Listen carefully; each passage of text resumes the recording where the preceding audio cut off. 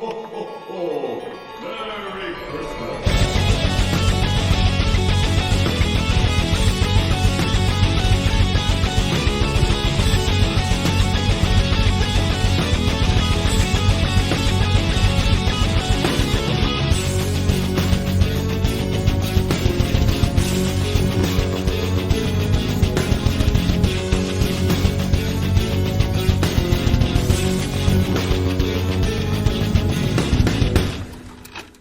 Ho, ho, ho, everybody, and welcome back to the Terror Table, where we're having a Christmas special today. We are that horror movie podcast that you come to for the reviews, the insights, the YouTube and the recommends, Christmas cheer, and all that, and the Christmas cheer, which we're going to bring aplenty today. I am one of your hosts. My name is Mitch, and with me on this special occasion, on Christmas Day, I have... Ho, ho, ho, it's Great Saint Kyle. Saint Kyle. And next up, next to him in the other stocking, I am all the wise men rolled up together, Buzi. oh, that was a lot better, I think, than both of ours, Kyle. But yeah, we're. I just think that I'd be like the Blob. It would just be all of them put together, but like they didn't want to be. Yeah. Well, we're that horror movie podcast presented by the Saskatchewan Podcast Network. And before we get the show rolling, where we're going to be talking about Inside from 2007, we're going to be doing that new French extreme film. Do you guys want to let our sponsors speak for a moment? I think we should. Let them speak. All right, let's just get into it, boys. So it is Christmas. The year is nearly gone.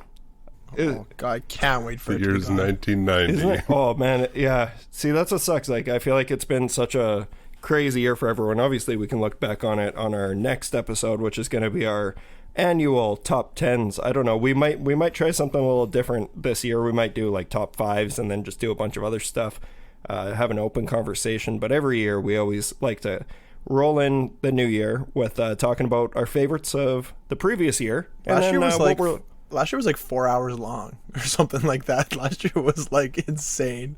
Yeah, that won't happen again, I don't think. By the end of the episode, we started giving like our music recommendations, but I think we were all too drunk to really remember what music we listened to. So it was pretty sick. That happens sometimes. But I don't know. I think the 4-hour episodes are behind me now. Like, I definitely am not into those anymore. I don't think we'll let it happen. We're probably not going to talk about our music recommendations next episode. Well, it's fun to have one once a year. If it happens once a year, it's okay, you know? Or let's just who's making the rules? Let's do that on its own separate episode. Like, who gives a fuck at this point, you know? Fair enough. If this last couple years has taught us anything, it's that nothing fucking matters. Right. So, yeah. Nothing. And with that cheery... Ring in the new year. Yeah, ring in Christmas with that kind of It's cheer. funny because, like, we'll talk about more next episode, but, like, this was a fucking banger year for me. Like, this was the best year of my life, honestly. Well, there you go. But I know that it hasn't been that way for a lot of people, but you know what? It's nice for your boy to get one once in a while. Yeah. It's nice that Sometimes Daddy you got a just gotta dub throw this up a year. dub. Everything's coming up Millhouse. Yeah. So well, at least it's better. Like, you know, I'm pretty sure every other year I've been like, fuck, I just wanted to die. I kind of want to live this year. So maybe just kind of. Yeah, kind of. We'll see. We all know shit can change the drop of a hat. We've upgraded to kind of. But yeah, we're gonna talk about. It was my recommendation to do, like, obviously we're gonna do a Christmas movie. But like the complete dumb fucks that we are, the first year that we did this, we covered like pretty much every single Christmas movie that's worth talking about. Right. But you know what? It's been so long; those episodes are gone. I'm sure eventually we'll be able to do a Krampus episode again. Remember, what happened to Klaus, the Krampus creature? Klaus the Krampus creature. You kind of sound like Klaus the Krampus creature right now. Do I? Yeah. In a good way, though. Of course. Yeah. I think he's dead. I'm gonna be honest. Like, I don't know if you guys have seen what's going on in like Ukraine, but like Russia's up on that border and like Klaus just stood no chance. Speaking of Klaus, though, this is super not horror and off topic, but have either of you watched Klaus, the animated 2D, movie? Animated movie? Yeah, that's a really good movie. It's so good. Yeah, I just great. watched it a couple weeks ago, and holy fuck, it's awesome. But yeah, we need a 2D resurgence. It's time. Absolutely. I miss 2D animation because I don't know. There's been lots of really good animated movies recently. I saw a bunch this year. Mitchell's vs. the Machines is without a doubt in my top 5. Still gotta watch that. That movie, so good. Yeah, so I good. loved it. And Luca was pretty good. Oh, loved Luca. Yeah, Big I just Luca watched fan. that too. Yeah, it was really good. But yeah, I guess we could talk about some horror movies. I guess we need to bring in some Luca and Mitchell's vs. the Machines when we're talking about a movie about a woman who's trying to get her baby stolen while it's still in her tum-tum. But yeah, that was so this was my second time seeing it. I had completely forgotten almost everything, so it's going to be nice, the three of us. I know you guys hadn't seen it before, hey? Yeah, this is Nope. This is gonna be a fun one. I figure after this one, Buzi's going to get to choose which movie. Because I have no idea if you loved Inside or not, but I just know historically we have a bit of a divide when it comes to the French extreme movies with Buzi. So we'll see. Who knows? Who knows what's going to happen in that gift basket at the end? I'll never tell until later. So mysterious. All right. You guys want to catch up on some horror cinema? Please. Yeah, I would actually like to quickly, because we didn't get you on the episode last week, Kyle. Give Drag us your me to thoughts. hell. I would love to. Do you want me to fill you in, or I'll tell Yeah, you how you it got a went second afterward? here. Actually, no, our listeners don't need to relive that twice. Continue, sorry. Deal. Well, actually, I guess I know Mitch loves this movie, but Buzi, Buzi, tell me your feelings on it first, a little bit, just a little bit. It reminded me a lot of Malignant. Oh, okay. Just quick in terms of like things I've seen recently that kind of like fit together Right. for me. That's fair. And it just it was a little too, how would I say, it was a little too having fun for my taste. was too every fun. once in a while some cool stuff happened, but yeah, it was too Too fun. much fun for exactly. Cut back on the fun. Guys, like, when people are throwing up and and like, sucking That out is to their interesting. chins. Yeah, That's We too spent a much decent fun amount for of time me. on the chin That's sucking, interesting to me as because I'm sure you'd expect. correct me if I'm wrong, please. I could be wrong about this, but I feel like you probably like zany stuff the most out of us. Am I wrong? Me. Mm-hmm. Yeah. I feel like in certain things. Yeah, that's fair. No, I get it. No, I'm not saying just because it's zany means you have to like it, but I guess like in a way it's surprising. In that respect, it's surprising. I think You don't like your horror goofy. not particularly, but I mean there are certain things where I can have like fun with. It's just there are certain ones like I think I don't know if I mentioned this on the episode, but I think the thing with that Drag Me to Hell is it's really bipolar with being like so over the top goofy and then having Right. like serious stuff that I think that like for me I couldn't settle into, because like there are a ton of like horror movies that have comedy elements that I think are great. Mitch mentioned a little while ago he'd watched Murder Party, and I remember that being like super fun. It's just kind of like when it was Right. bouncing back and forth, it's hard for me to enjoy it as much. Yeah. You're also Anyway. not a gross out guy. Well, it's good to entirely, know. yeah. It's good to Anyway, know because this is like I know, Kyle's yeah, review, like I said, I know Mitchell loves this one, so really I just needed to get the Do you Buzi guys- understanding. Do you guys get where I'm coming from with it? Like where like it reminds me of Malignant. Totally, I really do, big time. Yes. Yeah, and I mean Malignant's that, a and I mean that in fucking a good way. banger. For like it just they seem Well, very similar. And This was my first time watching Drag Me to Hell, and if I had seen it before Malignant, I think I definitely would have thought of this film while watching Malignant, like without a doubt, for sure. For the most part, Right. actually, no, almost entirely. I really liked this movie. Honestly, the very first, I actually still feel this way though, but like the opening scene, I still hate. I really dislike that. Like as soon as I saw that, I was like, oh man, I don't know. Like I wasn't sure. Like I couldn't tell if it was like I just couldn't tell the angle it was going for, and obviously that I got the answer like right away, and like I understood like what the film's going for. I still think looking back on it that was a little too zany for me. Like, it's funny, but okay, now I'm gonna be thinking Malignant the whole time talking about this now, but it is kind of like Malignant though, where like they give you that like kind of hook at the very beginning to kind of like give you a taste of what to expect to some extent. This film does that as well. Right, you're like, oh, okay, serious, like subject matter. Right, And but then I mean more so like the ridiculous nature of it, how that's gonna poke through, and like in this opening scene, it's like I couldn't honestly tell if it was a parody or a fake film, or if it was taking itself seriously. Eventually, like I said, I got the answer to that. All the above, and it's all the above, and it really, really works. I do still think that opening scene is just for some reason just like it's a little too much for me, and there are the odd moment like that, the odd like other moments like that throughout the film that I do like.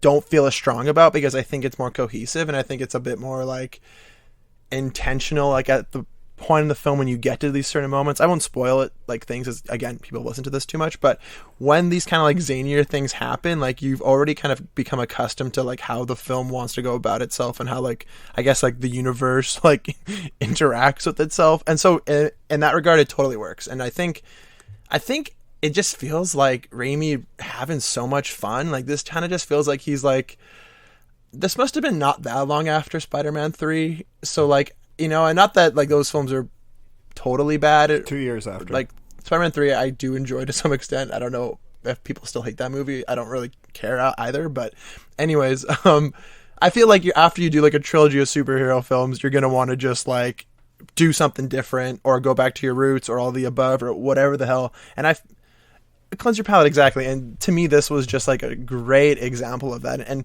him kind of working like at full force. Like I guess like some of the CGI obviously is like kind of dated and like that's hard to ignore. Just cleanse your palate. But for the most part I give it, and his ideas are so fucking bizarre Totally. to begin with, so it's like hard to Exactly. animate it, you I know. think there was just that period in the 2000s like that was all looked like that. totally. I'm not harping on that too much, but I mean it's definitely like I'd be lying if it didn't like take me out of it at some moments, but that being said, like it is jarring and it's supposed to be jarring. So like when it happens, it's happening with a purpose. So even if the CGI isn't like top notch, the fact that it's jarring is still like communicated really well. So it works. It's jarring. I just didn't know what to expect totally, because I was like, fuck man, is this gonna be some like weird trash? Like is this like I didn't know anything about this movie, to be honest with you. I had no relationship or connection to Drag Me to Hell in the slightest.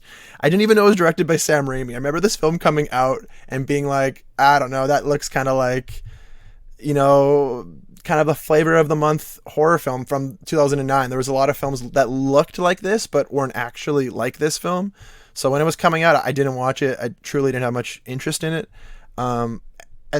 Kyle, when you mentioned that, it just made me think of, do you guys remember The Right? No. Yes, I saw that. Is that the fucking one with, piece like- of shit in the theater. That for Yes. Anthony yes, Hopkins. yeah. Holy Yeah. fuck, that's a bad movie.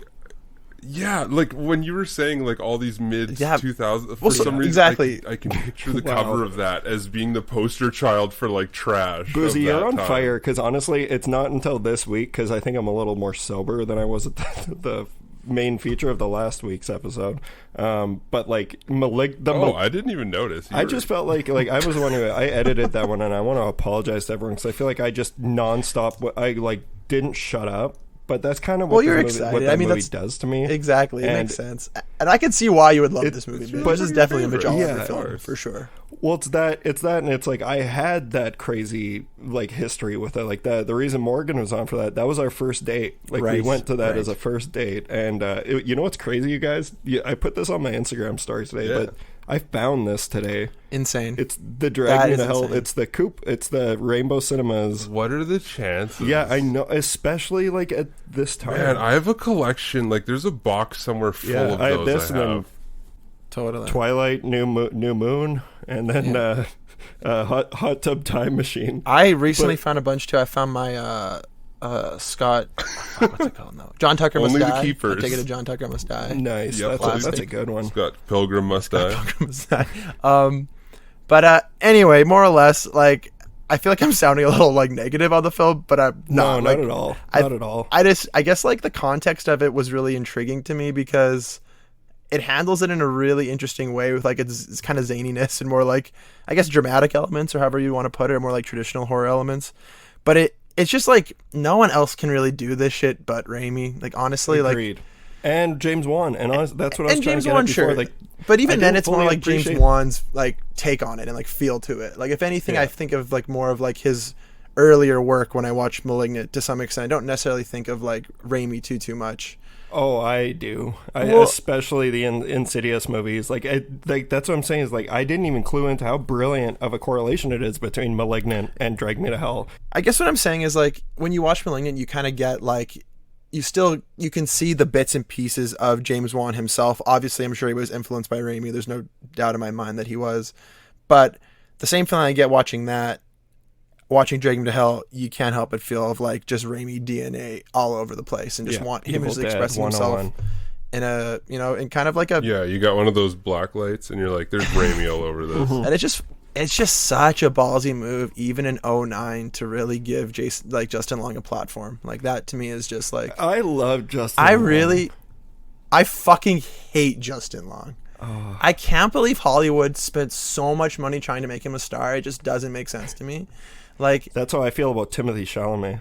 Oh man, whatever. You can say what you want. I just watched Dune last night, and like here's the thing though: is I need one of to them say is this, Oscar nominated, and one of them isn't. And that's fucking ridiculous that he's Oscar nominated. Even Call Me by Your Name is like an amazing performance that Justin Long wishes he could. I'm not into pedophile movies, so it doesn't work for me. But you love cannibal stuff though. That much I can say. Yeah, it's true. It's true. No, but like that's what I'm saying is like I was last night years old when I watched Dune. Sure. And I was like, you know what, Mitch? Like me and Kyle were talking about this before we started the podcast today about letting certain things go. Like I'm no longer letting people ruin movies for me. Like a fan base, it's so easy to let like the toxic Star Wars fans ruin the excitement for you. And it's like, I'm just going to choose to ignore all that. And if I see it, I'm going to just get it off my feed, get it off my radar. But Timothée Chalamet is one of those things where it's like, God damn it. I just need to accept that he's going to be a movie star because he's not going anywhere. It doesn't seem like it. He's not going anywhere. Lucas Hedges is still in that ditch. But I mean, Chalamet, he's rocking. Chalamet's not bad. That's all I'll say. But it's just like, I just don't buy it. Like, I'm so fucking tired of he's Hollywood insanely having hyped up. three. Of course you're tired of him. Like everybody. It's Timothée Chalamet, Oscar Isaac, or fucking... and I love Oscar Isaac. But it's like, can there be someone else who can play some roles? Like I'm watching the card counter tonight. Yeah, like where's David Spade? Where's the movie stars, man? There's like the fact that Oscar Isaac is in like every fucking movie I've seen this year. I really like Oscar Isaac, but take a day off. Timothée Chalamet, take a fucking lap, bro. Like, maybe you don't need to be the leader of the resistance who's gonna fucking go and fight a planet because you don't buy Timothée Chalamet as this fucking lethal warrior. Do you buy him as Willy Wonka? I do buy him as Willy Wonka. That's all I can think about. He will be. Everybody gets a dub. He's totally a Gene Wilder type dude. Like he. I'll tell you who's not a Gene Wilder type dude. Justin Long. Justin Long is like such a worm. He's just a worm kind of guy. Like I don't know. Kyle was probably that one kid that didn't like dodgeball. Yeah. I love dodgeball. He's good. Like I like Justin Long when he's not trying. Did you just give him a little bit of credit right there? Like, I guess like Justin Long works when he's like he's really trying to give away all. When he knows he has no confidence, that's when I like Justin. But that's when he's always playing that too, though. But that's why he's so good in Zack and Miri Make a Porno as well. I don't know if you remember his role in that. Like he's good. No one does. I do. That's like the most memorable part of the Kevin Smith. What was that fucking dog shit? The reboot, Jay and Silent reboot. It's like the only good part. I don't know, man. Like he was in that one movie for A Good Time Call. I remember. think it's because I like him on his podcast. Like I listened to his podcast and he's really good. You're a big Tusk, very Tusk-esque. I fucking hate Tusk. So when he plays a loser. I don't know. I like what's that movie? Accepted? I like Accepted. Oh my god, yes, of course. We've all seen Accepted 100 times. We're pulling all these weird deep pulls from like the what mid-2000s. What do you expect? That's really all I have. That's all I got to my name. Yeah. Anyway, moral of the story is I really enjoyed Drag Me to Hell. The lead, what's her name? Allison Lohman? She was great. She's fucking fantastic in that movie. Really good. I loved her. We can settle that debate now because that's one thing we talked about a lot on the last episode. She was great, like really, really good. I'm I still think she was really good, and she was confused just about fearing it. for her It's just- life because she was getting thrown around the room by Sam Raimi.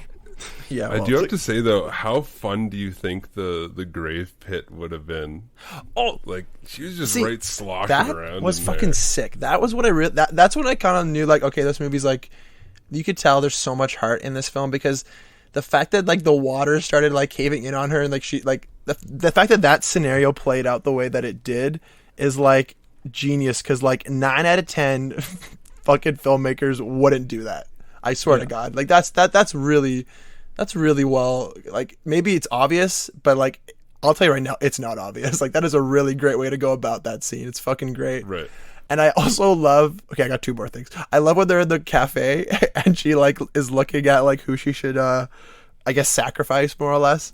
And she looks at this old poor man who's like looks like he's like about to, you know, croak at any minute, and it's the most film student thing you've seen in your entire life. And then she immediately decides not to. I'm like, fuck yes, that's awesome. Yeah. Like, So funny. it to be fair, it would have worked anyways if it happened that way, but I don't know, just a lot of good stuff. And then the other thing I'll mention is when she's in her bedroom, when they're telling her that, oh, you just have PTSD or something like that. They're like blaming it on something else instead of her being cursed.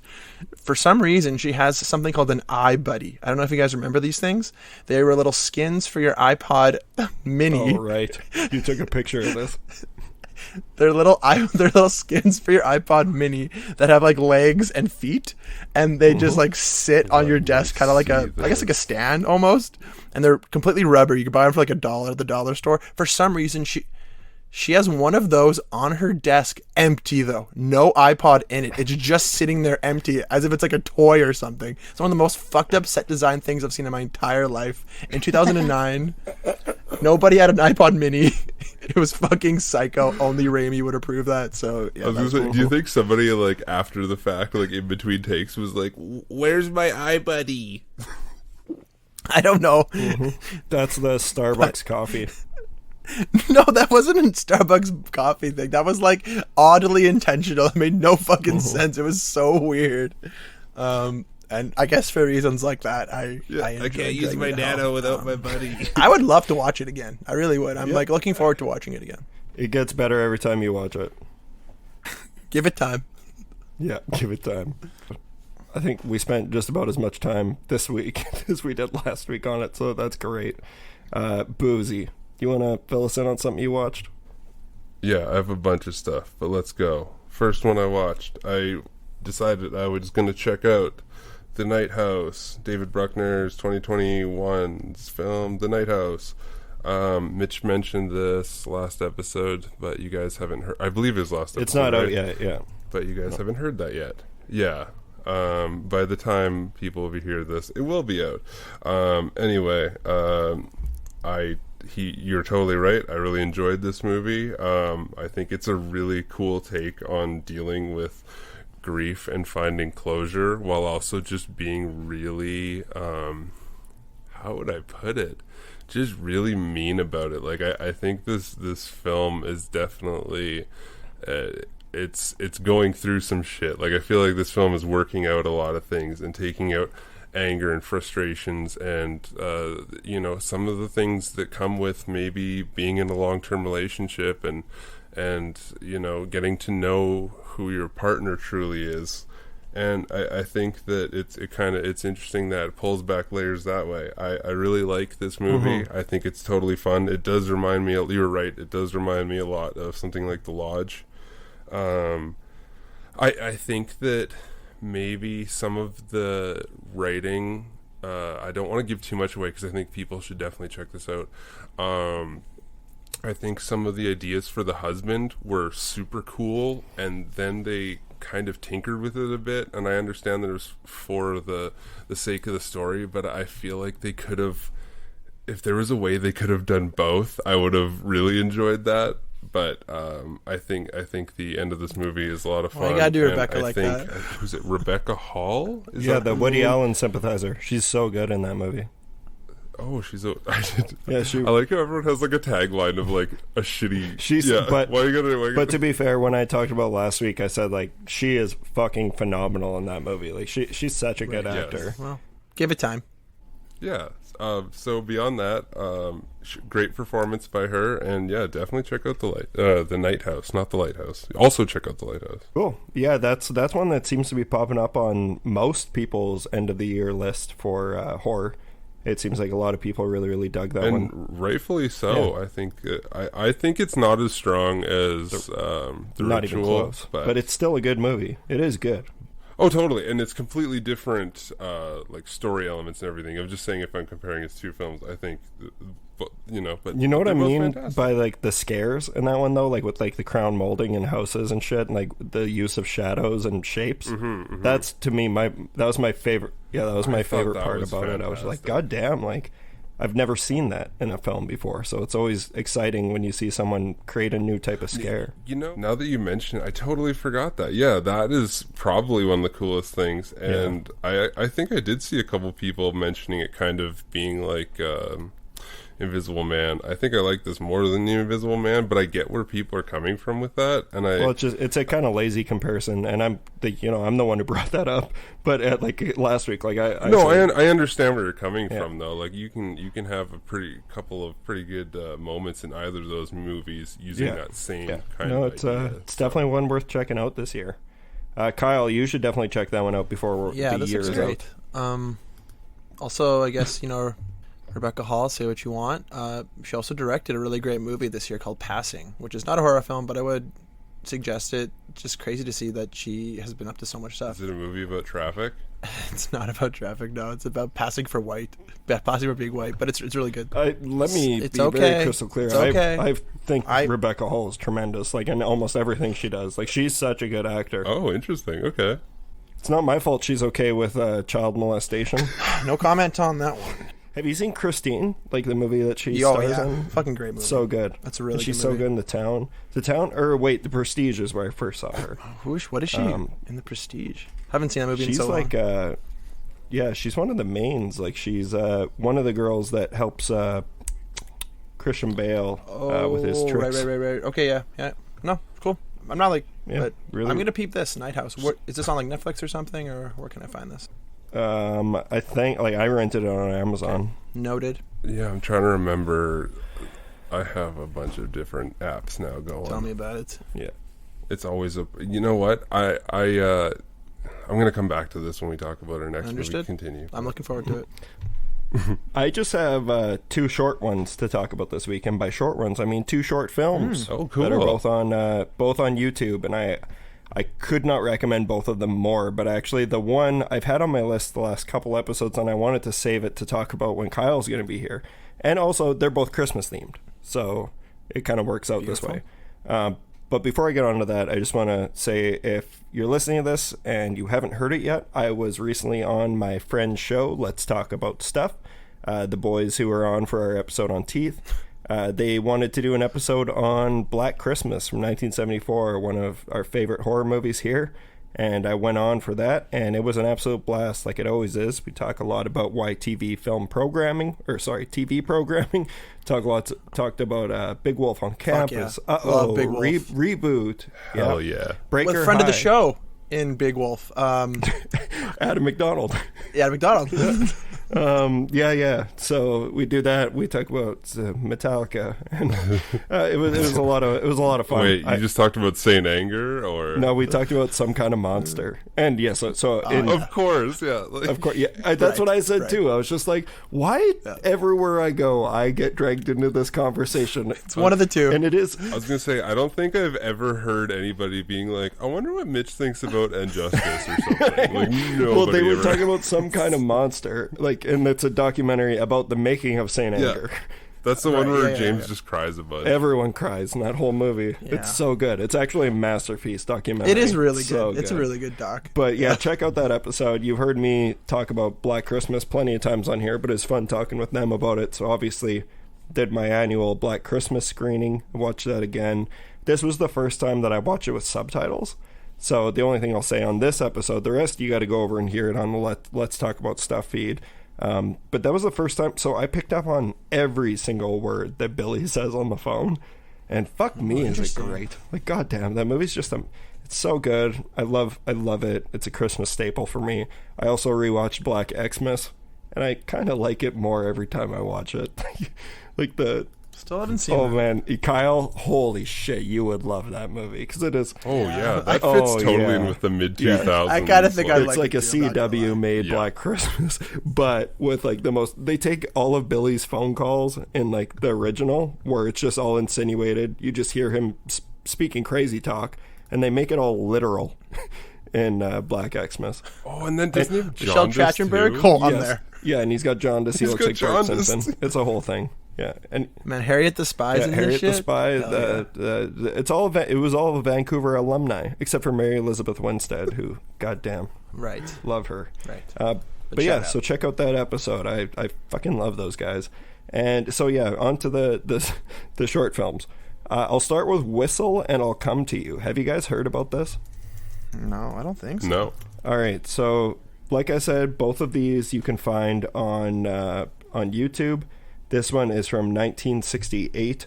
I believe it was a part of a TV series. Like, Oh, so these aren't even new. oh no, well no, neither of them are new. But Cool. I actually, I'm going to be honest with you. I think because it was my friend Diana who showed this one to me. Is Whistle and I'll Come to You. She prefaced it by saying like, it's technically not a Christmas movie, but everyone kind of associates it with Christmas because it's very cold and it seems like it's set around that time of year. And it's a like classic BBC adaptation of an equally classic ghost story about a skeptical professor on vacation in Norfolk who finds a cursed whistle. Unlike most other episodes in this documentary series about music, this one is a live-action folk horror. So I guess I didn't need to read that part. I was trying to make it seem like I'm, like not reading the IMDb synopsis. You sold it. Because I watched this, it was like almost a month ago. But this is a movie, or a short film, that features one of the most chilling images I've ever seen in my life. And the reason I want to talk about with Kyle is like, it's one of those things. They actually featured this in Woodlands Dark and Days Bewitched, that 3.5 hour folk horror documentary that I watched. They feature this in there as well.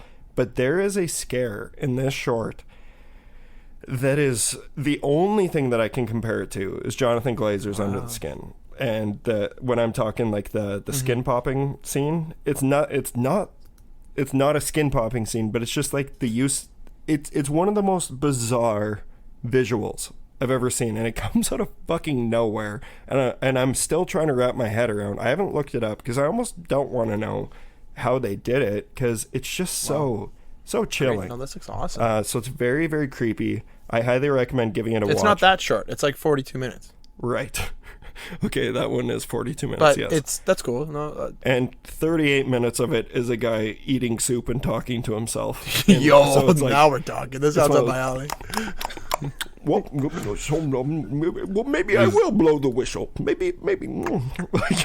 Is this just like Twin Peaks? What the fuck? Oh, it's very, very strange. Oh, this looks cool, like I man. said, it's a BBC episode, so check that out. Shout out BBC. And we know that Kyle Yeah. loves BBC.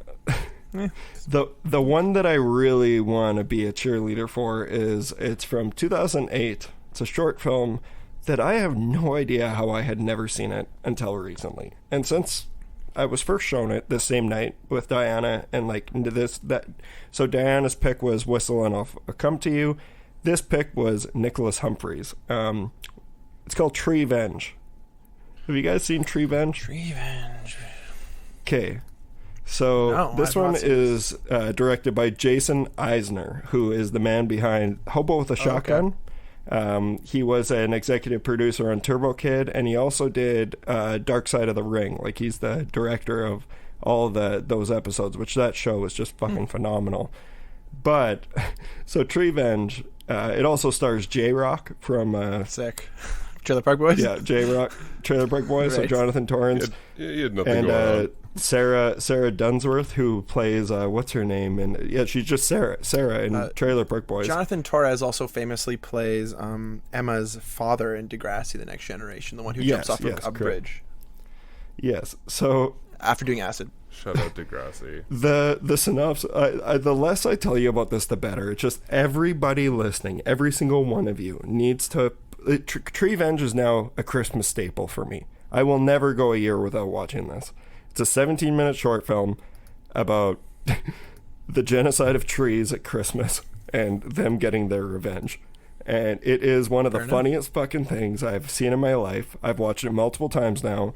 When I went back to Saskatoon for the film festival, on my last day before I flew out, my family was just sitting around the living room having some tea, and my mom bought some donuts, but my whole family was there. Kids were downstairs, obviously. And I had said, you know what? I think you guys need to see TREEVENGE. So when you watch TREEVENGE, no, just think about me watching that with my entire family. Okay. I know Nick showed this to his class at Christmas a couple of years ago at VFS, like Vancouver Film School, and he got into a little bit of trouble for doing it because someone said that it was too much. And I think you'll understand where I'm coming from, but like... Oh, some uptight liberal. Yeah. Commie. I cannot recommend TREEVENGE enough. There are some moments in this thing that are just my favorite. Like, I haven't cackled like that. And spoiler, my whole family was laughing, except for, I think my mom stopped laughing at a certain point, and then I think my sister was crying by the end of it. Wow. It is bizarre, and I'm sure there are so many people out there listening being like, how the fuck have you not watched TREEVENGE? Because I don't know, I didn't know it was even available on YouTube, but it's so good. It's like, I like Hobo with the Shotgun a lot. Like, I like that movie, but that movie would be so fucking good if it was 20 minutes long in a short film. Right. Yeah, that's fair. That makes sense. The joke kind of wears off after a while, and you can only handle so much insanity. Yeah. TREEVENGE, it's 100%. It's just so good. I loved it. Highly recommend checking it out this Christmas season. If you're listening to this the day it comes out, please watch TREEVENGE. But yeah, that's all I got this week, boys. So I'm going to pass it back to Kyle. I'm bone dry, baby. I'm sorry. Just the way I like you. Yeah, that's right. Buzi, what else? Hey, I like the honesty. How am I supposed to follow that up? All right, I got 3 left, and we're going to talk about all of them, and I can't wait to talk about one in particular. Kind of scared. All right, so let me go back to, remember a couple seconds ago on this episode where I mentioned about having a bunch of apps? Kyle, do you still have Mubi? I do still have Mubi. I do. Can you either watch something for there's a short on here that I just found from this director, and I was wondering if I could use it to watch this. Anyway, so here's where I'm going with this. So you could get a free trial. I literally want to watch this like 5-minute short, and then I would never use it again. We'll get some login details shared here. Yeah, fuck Mubi. Yeah. Okay, so if you just want to say it right now out loud, as well as maybe like your credit card information and those 3 wacky numbers on the back. Okay, so we're going to talk about first. We're going to talk. No one knows what those are for. Yeah, they're secret numbers. This is an Australian horror film. So Mitch, listen up. From 2020. This is a directorial debut of Justin McMillan, and it's called Sweet River. Ooh. So Sweet River is about a woman who goes back to a small town looking for her son who was murdered by a child serial killer. So basically what happened is the killer killed all these kids. They found all the bodies except for this woman's kid. So her whole point, the whole movie, is she's trying to find out where her kid is, and she keeps going on to this property where all the other bodies were found. And it basically turns into this whole town is hiding a secret, and she slowly unravels it. Doesn't that feel like every horror movie ever? Sounds about right. Go into a small town and unravels a mystery.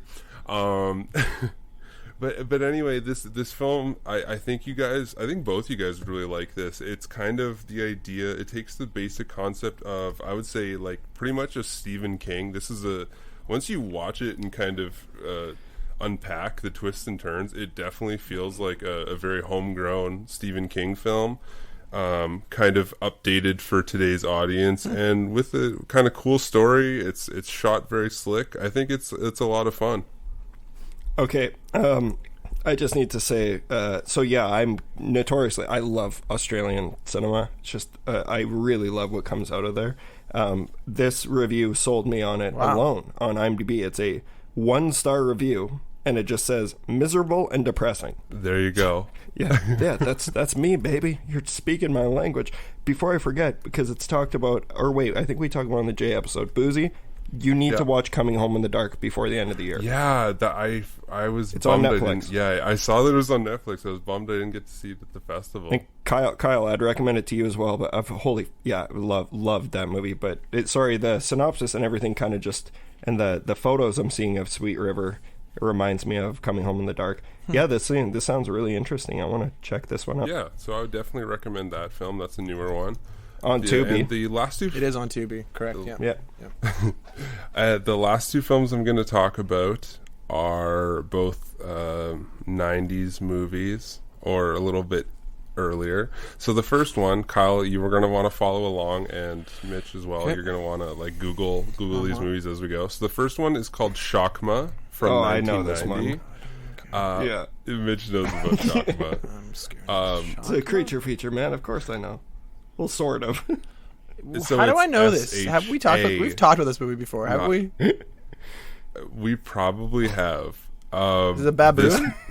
Yes, it's a killer baboon. You know what? You probably know it because this is where I found about it. Is Red Letter Media did a review. That's how. Yeah. Okay. Never mind.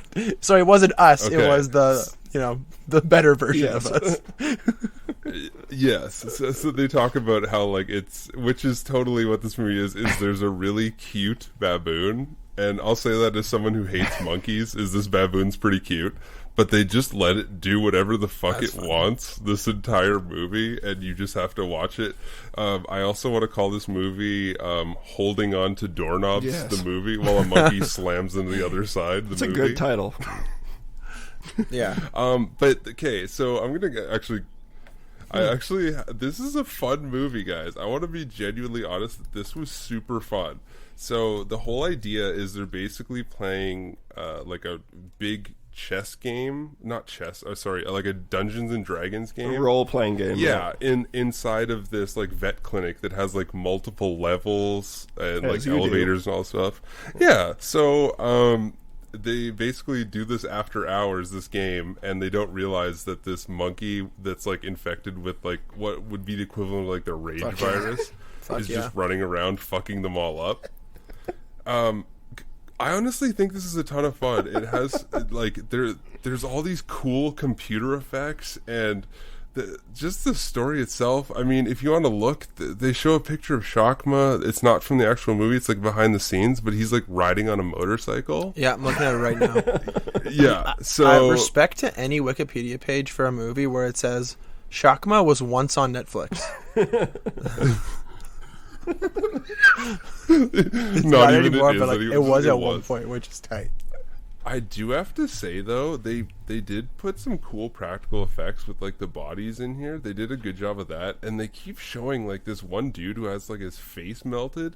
They fucking keep showing Shakma keeps like chewing on his face after the fact, and it's kind of like grody.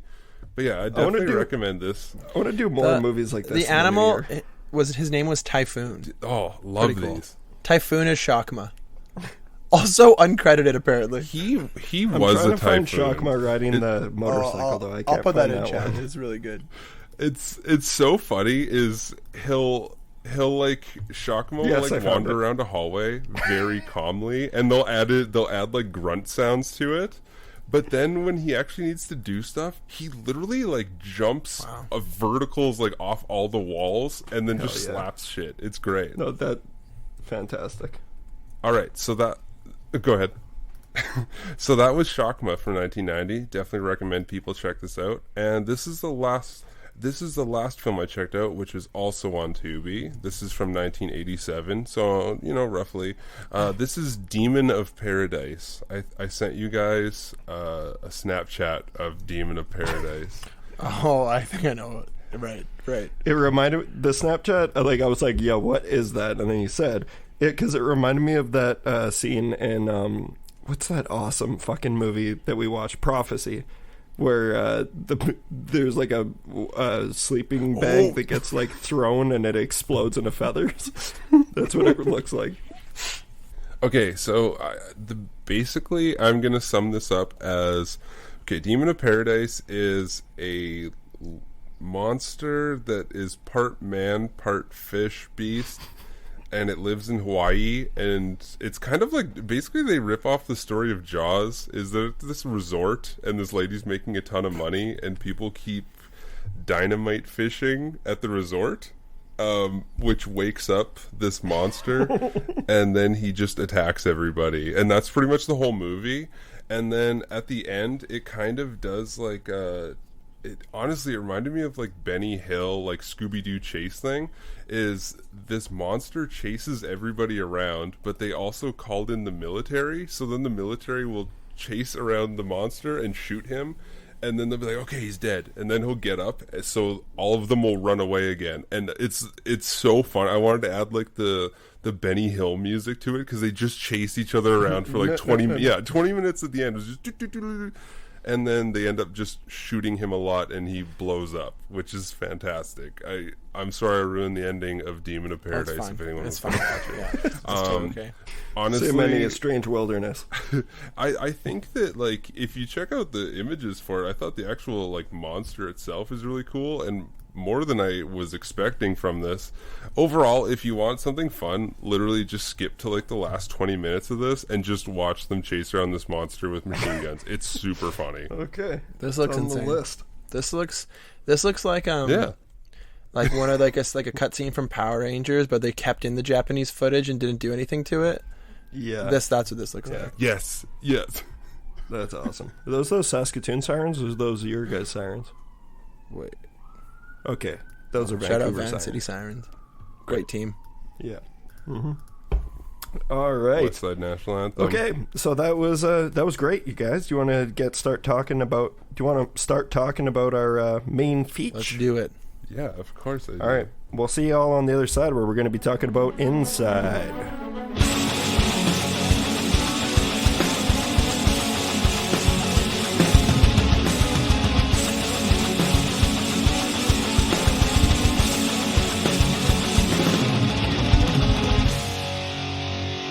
And welcome to our main feature presentation, where we're going to be talking about Inside from 2007. Inside was directed by Alexandre Bustillo and Julianne Maury, and it was written by Julianne Maury and Alexandre Bustillo.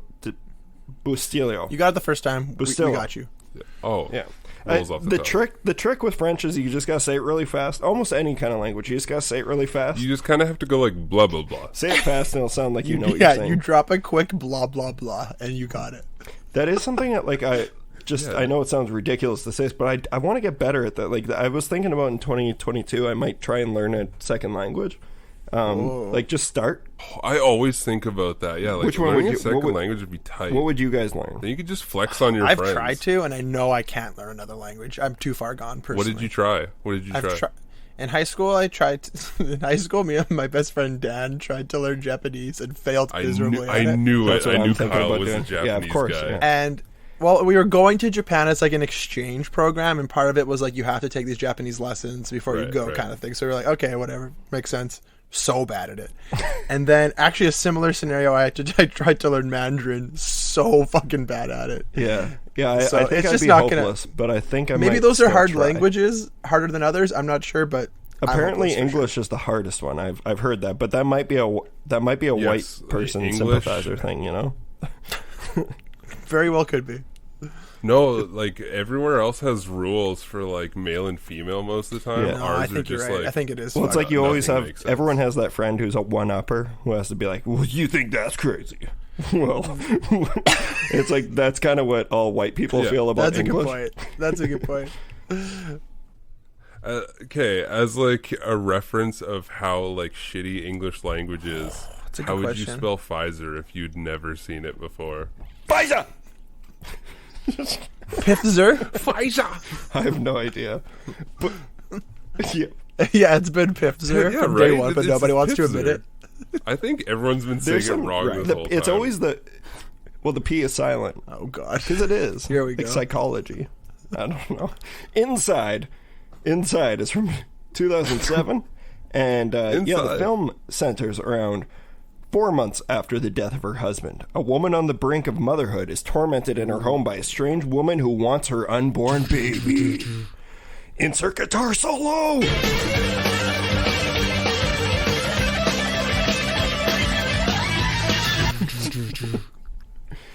That's a breakdown, Kyle. I hope you actually do. Yeah. I only believe in breakdowns. I don't know what a solo is. It's because my life is a breakdown. All right, you guys want to start talking about Inside? So this was a first-time watch for y'all. Of course. I saw this movie. It was after I discovered Martyrs. And, like, you guys know how much I fucking love Martyrs. I think that movie's borderline masterpiece. It's a great film. It's a very, very difficult film to watch. But Inside always gets brought up in the same subject, you know, obviously because it is a part of the new French extreme movement. So there's Inside, Frontiers, Martyrs, all that jazz. Not that movie, all that jazz, but you know what I mean. We know what you mean. That's not a French extreme movie. Could be. But I think let's lead off with Kyle. Kaiser. Kaiser Permanente. I'm not going to lie to you guys before we get going here, though. I did not know this was a Christmas movie. I was just Googling, like, Christmas horror movies, and I was like, fuck, we've done all of these. And then the other ones, I was like, man, all the ones that are worth really talking about, we've kind of done before. And then there's, like, other options, like P2. P2 is fun, but I don't know how much... It's not a feature. How much of a conversation are we going to have about P2? This is definitely a pretty, like, unique Christmas cut. I'll definitely put it that way. It's as much a Christmas movie as Die Hard is. Definitely. Because it's set on Christmas. That's about it. And there's the gift. The gift in the belly, the Mary Magdalene. Sure. That whore. That's a good way to put it. I knew almost nothing about this film. In fact, the only time I ever glanced over it was when we did the Martyrs episode, and I was looking into, like, films. Worst poster ever, too. If we're talking about the stomach one. Oh, the stomach one's really bad. Okay, because that's the one, because I saw it. It came out when I was working at Rogers Video, and we were stalking it. And I was like, this is a prime example. Who the fuck would want to watch this? Like the alternate poster. It's pretty cool. That was the DVD poster. Oh yeah, the alternate one's good. Yeah, but no, I know the one you're talking about. That one's disgusting. If I, yeah, you would never watch that. No, totally not. Like, I guess, like, where do I begin with this one? So it's definitely in the vein of Martyrs. I think it's hard not to sort of look at those films in unison to some extent, at least. It's has a similar tone to Martyrs, even. Like, I don't want to dwell on the comparison too much, but just kind of that, like, dreary, really somber feel to it, especially, I guess, for maybe somber. Like they want to depress you. Yeah, especially like the very first half of Martyrs, because Martyrs kind of becomes a little something else in a way. This kind of keeps that tone for a good majority of the film, so the comparison is definitely justified. I found this to be a lot more like unrelenting than Martyrs. I found this to actually be a harder watch than Martyrs, personally, because Martyrs, or I guess maybe any, like, extreme, like, even, like, torture porny type film, like stuff like that, high tension, like films like that are a bit more, you kind of, I don't know, at a certain point you really become, like, numb to some of what you're seeing to an extent, or, like, you really kind of get the vibe and, like, visual look it's going for. It becomes part of the film, and by the time you get to the end of the film, it's almost not phasing you, which is part of the genius of something like Martyrs. But besides the point, this, however, it has elements of that, but it's a lot more visceral, which it works for the film a lot, because there's some kills in this film that I don't think I'll ever forget. Some of the stuff in this shit is, like, really hard to watch. And for the most part, I really enjoyed it. However, I guess, like, as a whole, I'm not sure if the film has a lot to say, which is kind of like a lame cop-out in a way. Like, kind of hate when people say that, but I do feel that way about this film. Like, I think it really kind of has, like, one note, and it does that note really, really well. But I wasn't left, my viewing experience feeling anything other than, like, dread and disgust, which is fucking a great way to feel after watching a great horror film. But beyond that, like, I don't know if I'll be pondering this film too much. No, it's not an orb. It's definitely not an orb. but for the most part, I actually really dug this, and I think this kind of like stream of film and stream of horror films, I generally dig. I think the extremity of it kind of, I don't know, it's still shocking to me, which I mean is kind of a disgusting thought in a way. Like, I need to be shocked to be entertained still to a degree, but we're humans. That's how we are, and that aspect of it is really effective on me. And yeah, for the most part, I dug it. I don't know. What did you guys think? Buzi, what did you think? Want me to go now? Yeah.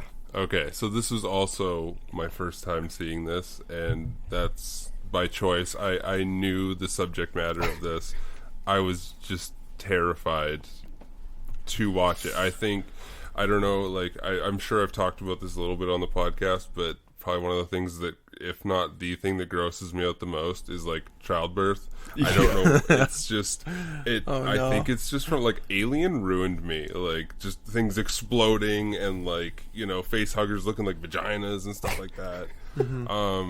So like the human body just naturally grosses me out anyway. So I stayed away from this as long as I could, and then was like, okay, we're doing this. Merry Christmas.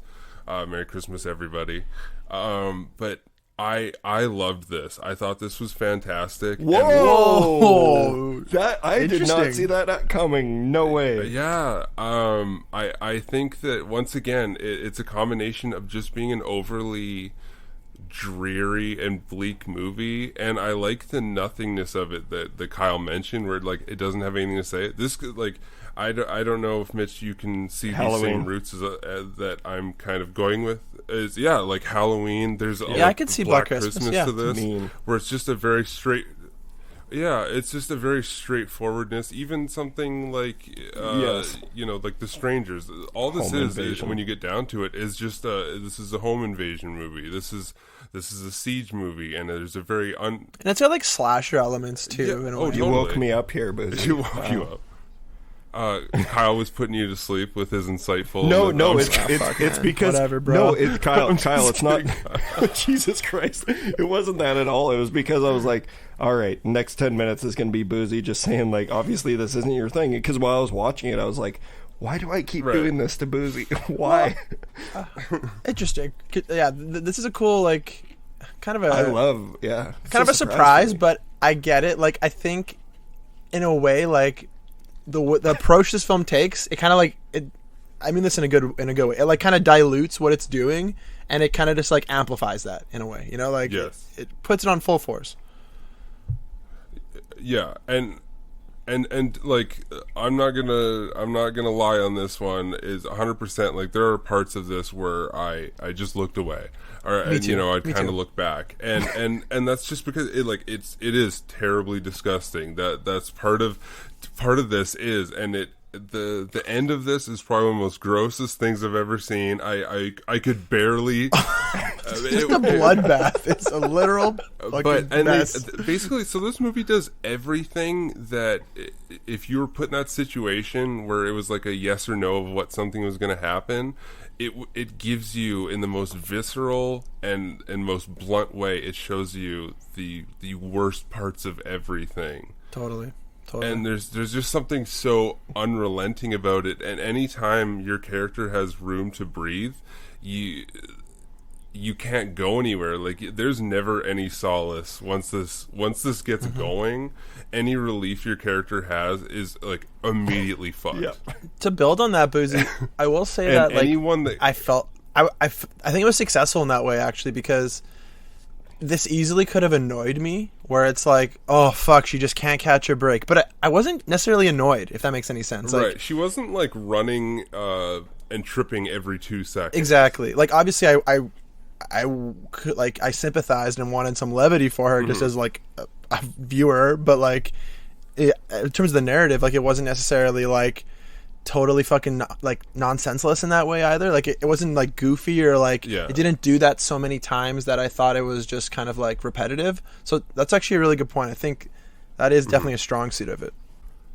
And the other thing is, I feel like there's a ton of good analogies you could go with this, but maybe it knocks into, and I'm sure somebody has a great thesis about this somewhere, that this movie like knocks your brain because our basic wiring is to always want to protect youth, right? So even when you're watching it on screen, you're watching this pregnant woman, like anytime she trips or moves too much. So the kind of analogy I'm thinking is it's like watching an action movie where somebody has like an egg on a spoon and they're like running around. You know what I mean? Yeah. Totally. And I think that, like, I don't know, it's just, I think it's something rooted in your brain where you're just like, lady, be careful, you're spilling You're spilling the egg, you're gonna drop the egg. Yeah, and then I think the parts where maybe that it takes me out of it a little bit is when it goes into the baby. That seems a little bit much. Then it kind of turns into like a Resident Evil Slipknot video with that. That's stuff. true. I don't really like that either. It's my Yeah. No. It felt jarring, and I don't know, like, maybe if this came out in a different decade, like the same movie came out in a different decade and they were using different technology, like this is a classic case of that's a very mid-2000s look in itself. There's a remake. I actually started watching it, but I didn't get to finish it to talk about it, so I'm hoping I'll get to that next time. Yeah, I've heard bad things, but I still want to. But everyone always shits on every remake, you know. Yeah, I'm just like, there's a morbid curiosity. I think it's because I like this so much. It's like, oh, what can this, the new antagonist add to it, or what kind of gross shit can they do? Okay, so yeah, that's a wicked. It's Zaddy. Mitch time, baby. It's Mitch time. Daddy's home. So Mitch, you're the only one who's seen this before. Yeah. Okay, so I saw it, and I'm gonna be completely honest. The first time I watched it, I only remember not really liking it, and I think because the only thing I remembered was the fetus POVs, like the shots of the fetus, which you guys have both mentioned now, Which are pretty bad, to be fair. They are bad, but I've softened on them. Yeah. I had a blast watching this movie. A blast. Because it's so fucking crazy. Just a big smile. Like just Mitch like cross-legged. I was laying by clapping. I watched this by myself, and I was just like, man, this movie's fucking nuts. It is nuts. And Kyle, you're entirely right. There is no point. There's no. You're not. That's what separates this movie from Martyrs. Is that Martyrs will captivate you for a couple days after if you really want to. Totally, exactly. Like, you don't have to, but it's there. No, yeah, exactly. But the sole purpose of Inside was to put you through hell. Totally. And it does a fucking great job at that. These guys racked up a fucking body count for a film that stars two people so well. That's Dude, the kills. I couldn't believe I was so happy that I actually forgot most of it. I remembered certain things, like I remembered her hand getting stabbed with the scissors into the wall and everything. I knew that she ended up locked in the bathroom, and then the baby fetus, and that's it. So I love Buzi's analogy of her running around with holding a spoon with an egg. It's the funniest thing I've ever heard. But yeah, this movie, it's bloody, it's intense, and it's cringe-inducing from start to finish. Oh, and so many there's times. a lot of It's hard to there's watch. a lot of merit in that. Like there's a lot. Like this is something that I've kind of. I don't know if it says a lot about if it it's an issue with me. But I've just become so desensitized to stuff that it's nice for me to go into that cringe-induced state. And this movie still brings that. I think like it is completely devoid of logic. And I don't give a shit about that. It's such a bizarre movie that like there's so many moments where it's just like, okay, obviously that wouldn't happen. But it's like, also, it's a fucking movie. And it's like Kill Bill, but in a house. And like with two characters. That kind of stuff didn't bother me much, to be honest. Like it all felt like pretty.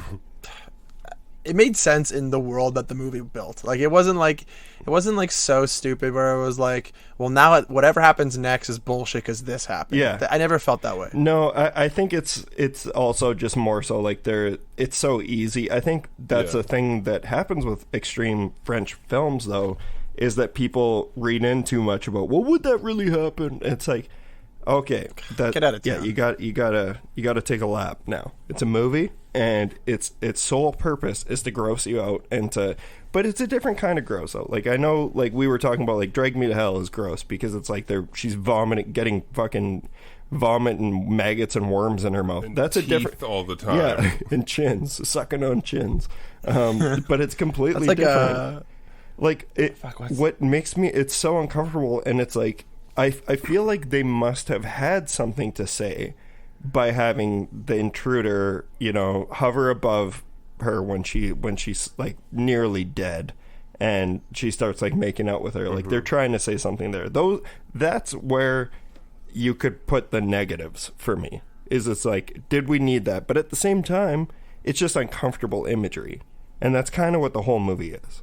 And there's so many moments though where it's like they handle a kill in a really shocking and fun way. Like, it's weird to say fun, but like when the cop gets his head blown off is one of my favorite moments in the whole movie. Yeah, it's just like, you finally it's like, hey, well, you know, we're 50 minutes into the movie, obviously this dude's done, but I wasn't expecting his head to fucking just explode right as soon as he opens the door. And it's just the mother kill was so fucking insane. Are you talking about where she stabs her in the neck? Yeah, well, yeah. She doesn't realize who she's about to attack, and it's that one really got me. That one really got me. Oh yeah. I will say, like, Mitch, you kind of like sparked a point when you were talking about there. Is I feel like even when they do stuff like how you're mentioning, she kisses her at the end, and some of the violence in that way with like the weird kind of romance elements tucked into that character, I kind of liked that more in like it makes this character seem more like unrelenting, almost like she's controlling her too. Deranged, she knows that she can get that close with her and still not have to worry. She's so in control. It's like a cat playing with like a mouse. And I like that, which I feel like that's a little more direct in terms of intent versus like I think in terms of just being over the top gross out for no reason would be like Terrifier. Like I think that this at least had some fun stuff to do with that. Mm-hmm. Yeah, no, you're entirely right. And like speaking about like, because we had already mentioned like because when I had first watched this, I never picked up on the correlations between how similar it actually is to just slashers in general, like Black Christmas and Halloween and stuff. To me, the scariest part of the entire movie is it's near the beginning. It's when she's getting the photos developed and she's in the dark room, and like there's like the imagery is fucking great in that. But it's when the police finally leave and she's sitting on her couch and you can see like the shape of the woman standing there behind her. And it just, as the camera's slowly backing out, these are first-time filmmakers. They had never made a movie before this. So that's what's also, like, it gets me so revved up when I see, like, talent like this. Like, they're so, they may not have story completely fucking worked out. No one, like, it's so rare. Like, I just want to see creative and cool things. And how the camera just slowly backs out and you see the woman slowly fade into the back. Yeah, that's like, that's one of the scariest things I've ever seen. And I know it sounds hyperbolic, but I truly, like, as someone who sees everything, I think that scene is one of the scariest things I've ever seen. Because it's like she's so close to her, and you don't know what's coming yet. The carnage hasn't begun. And she's just kind of fades into the background. It's like, was she really there? Or are we seeing that? Is that an illusion? And it's like, no, you know she's in the house now. And I love that. I think that there's so many really cool moments like that in this movie. The violence is... I used to be a guy who, when I first saw this, like, I need violence with a purpose. I don't feel that way anymore. I think that there's a place for these movies that can... And I think it might be because I've been more exposed to midnight screenings and film festivals and places where, like... You got to imagine, like, being in an audience and how, like, it's so infectious when you're in a crowd and people are all reacting at the same time to something so bizarre and crazy.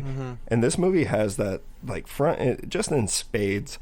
There's a lot of stuff that I just really, really love about this movie. I think at the end of the day, it's like, it doesn't have a whole lot to say, but it is just a fun, like, I will call this fun. It's a fun Christmas film.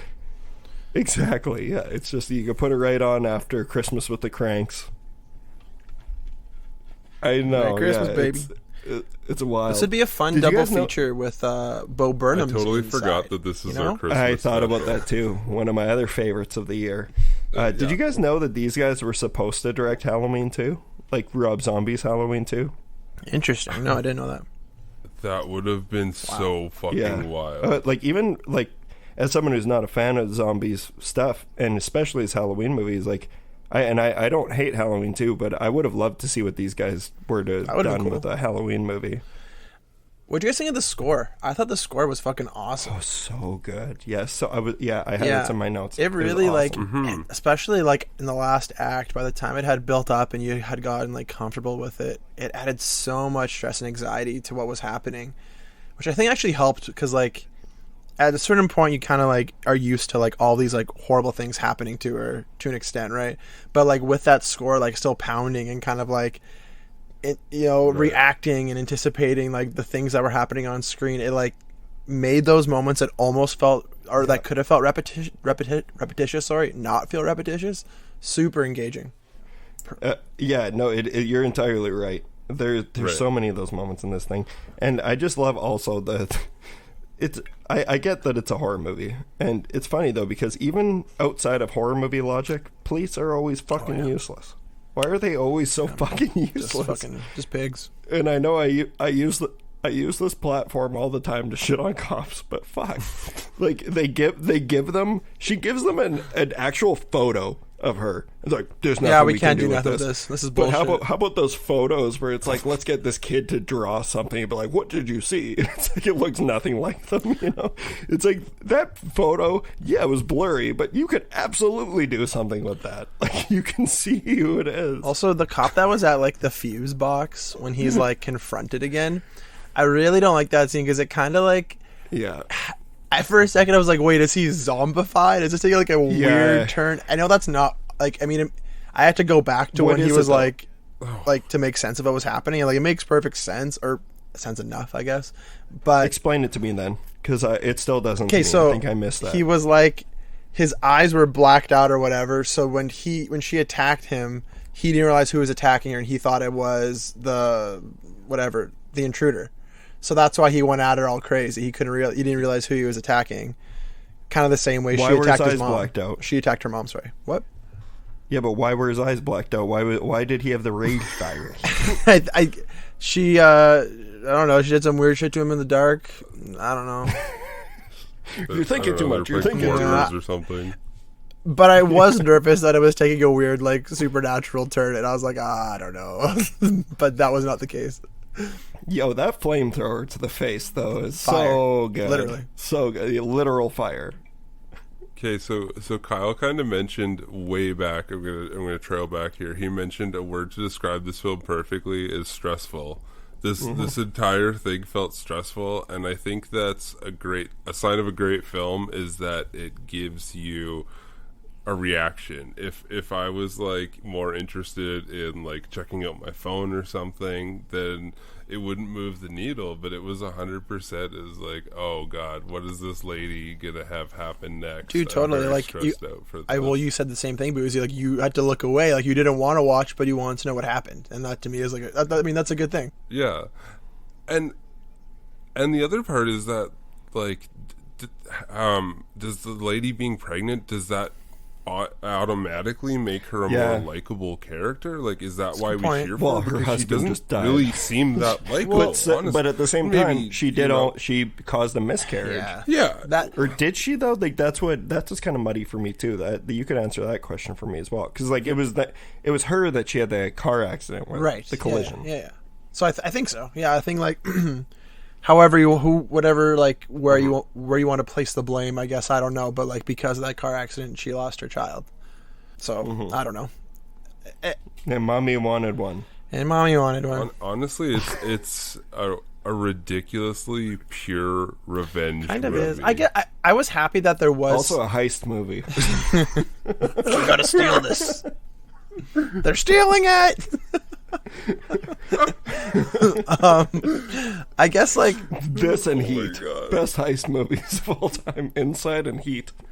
maybe that like twist, or however you want to put it, the reveal, like maybe it wasn't like super profound, but I do think it like works enough where like it makes the rest of the film at least like have some sort of like reasoning. I was worried that there was going to be no reasoning. In hindsight, maybe I would have liked it more if there wasn't. I don't know. Like, I don't know. That last image is pretty fucking chilling though. With like, yeah, that's 'cause she's true. like a mongoloid, burnt up fucking mess, and Yeah. she's just rocking the baby. It is a really striking image, but I don't know. Maybe I would have liked it more if it was just like so unrelenting, or she was just like this like.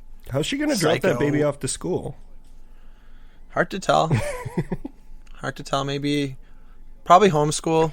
Yeah, it's gonna be homeschool. This is gonna be Carrie. I don't know if she for was the range planning for that 18, at the time. Like, That's like all homeschool parents. Let's be honest. Yeah, it's true. this is how homeschooled kids are created. The origin story. Yeah. Also, it's unfortunate that none of us have the insight to. I wish that there would be like a female perspective on this. Like, as a like, unfortunately, I cannot bear a child. I have a friend who's a female. I feel like I can speak for them now. Buzi, what's Good your one. question? Like, I feel like, you know, like there's a little bit of detachment as men that we cannot produce a child. So like, do you know what I mean? There's a little bit of that Absolutely. buffer watching this film.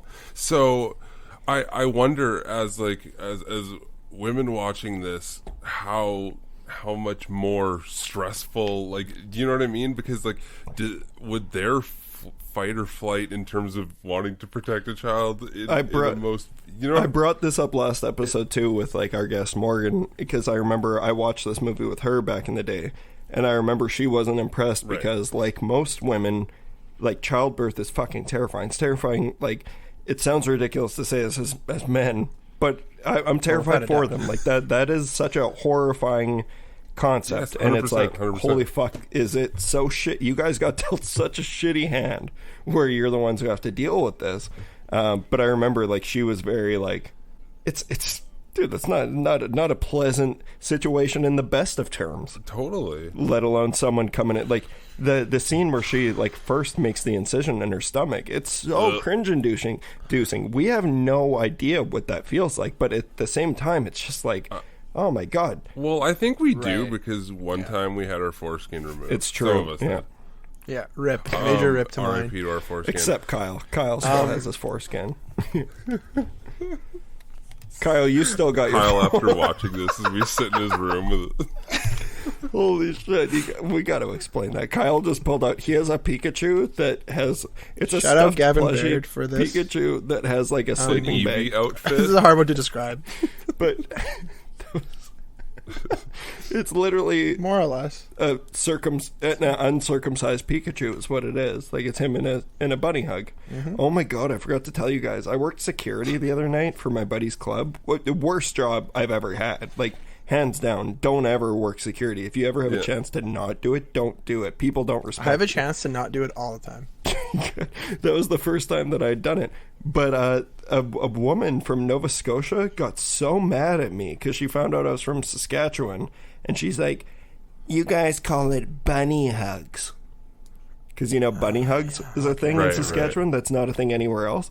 Have we mentioned that on the? I'm sure we've mentioned on the podcast That we're from Saskatchewan. We do it every episode. No. That for some reason in Saskatchewan we call like sweaters. Yeah. Or pullovers, whatever the fuck people call It's them. We call them bunny hugs. Except for we don't. Like, I never fucking call it that. I did, and I've tried buying merch, and I call it a bunny hug, and they're like, "What? What?" Oh, I'm always just like, can I get that sweater? That It sweater? was just, I'm telling you, as a person who is 100% sober, dealing with someone who's falling over, saying you created bunny hugs. It was you, Mitch Oliver, Yeah. the creator like- of Bunny Hug. Exactly.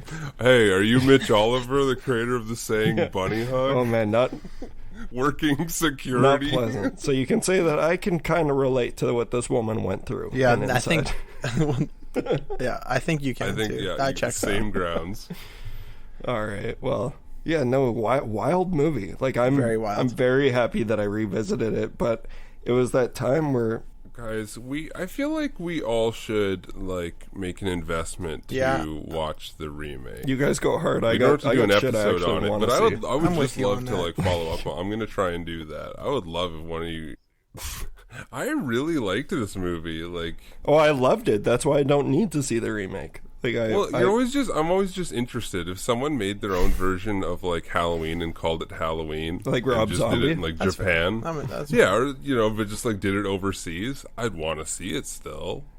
We still got to do. I got that. It's still in the wrapping, but a friend yeah. bought me the American Werewolf in London porn parody. It's still wrapped. I haven't unwrapped it yet. Wait, what's its funny title called? I'm pretty sure The only pull thing you it. I brought. got. It's one of the only things I brought with me to Vancouver.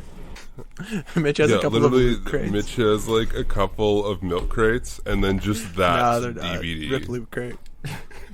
It's called Are loot Honestly, crates still lame. An around? American Werewolf in London XXX, Oh, and it's starring Sophie D, Lexi man. Ward, Jesse Andrews, I Valerie went to school with all Fox, those people. Riley Jensen, Brett Wow. Rossi. I'm sure Yeah. their parents are Oh my proud God. of each and every one. You know the scene where the werewolves of the SS break in Mm-hmm. in American Werewolf in London? There's two girls. Very controversial Yeah, scene. there's two girls making out on the back here in those masks. Dude, oh my god. All right, you guys want to wrap this up? Wrap it up. We'll wrap it up and gift it. And gift it to you guys next year. Wrap it up like a mummy. Wrap up the gifts. Get it. And gift it. Yeah. Guys, are you excited for 2022? I am.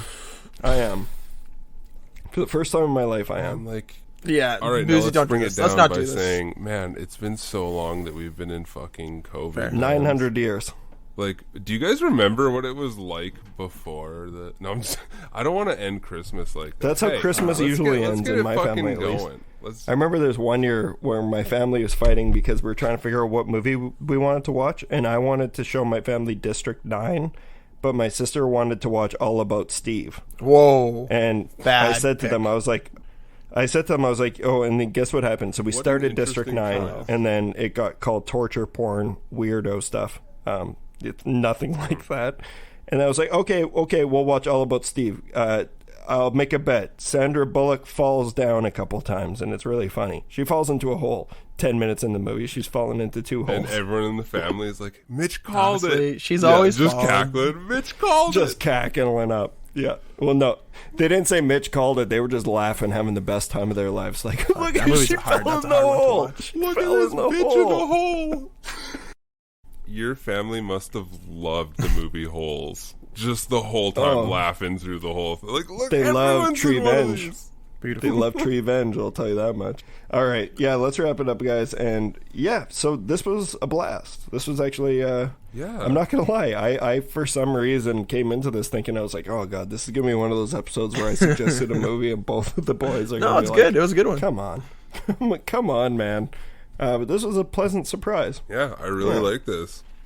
I like it a lot more than I did back in the day. I'm gonna watch this again eventually, because there are a lot of scenes where I only saw bits and pieces between my fingers. But definitely, I'm glad you chose this one, 100%. And I think that this will be a great movie to get around the fire.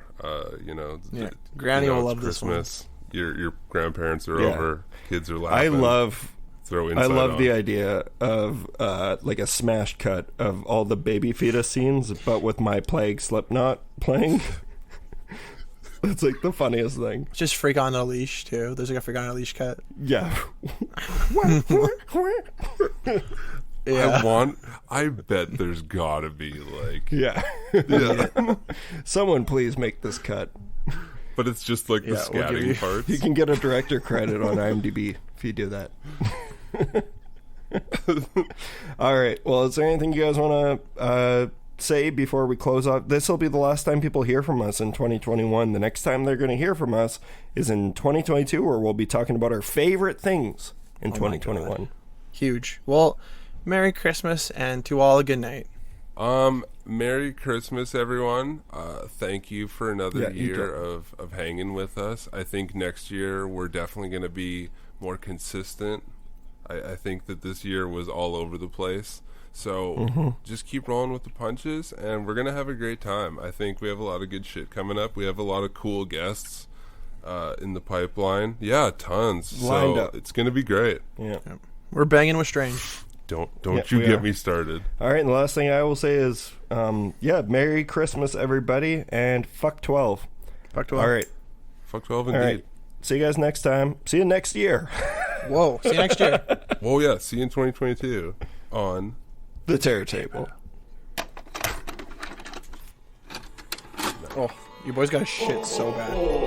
Merry Christmas.